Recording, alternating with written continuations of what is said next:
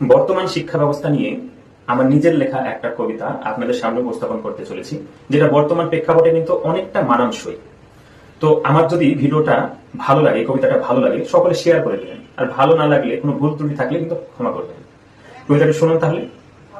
শিক্ষা যখন হারিয়ে যায় মূর্খতারই কাছে, শিক্ষক তখন ভবঘুরে দুর্নীতিরই নাচে।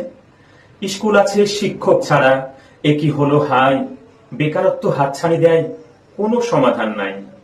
কেউ যেন বলেছিল ডবল ডবল চাকরি হবে, আমরা আছি সাথে, কেশ কাচারি বাধা শুধু, ভালো থাকো ডাল ভাতে। কেউ আবার প্রকৃতই ভাবছে অনেক ভাতা পাচ্ছ তোমরা, চাকরি শুধু পাবে না, শিক্ষা আজ ধুলো কাদায়, প্রশ্ন করতে দেব না।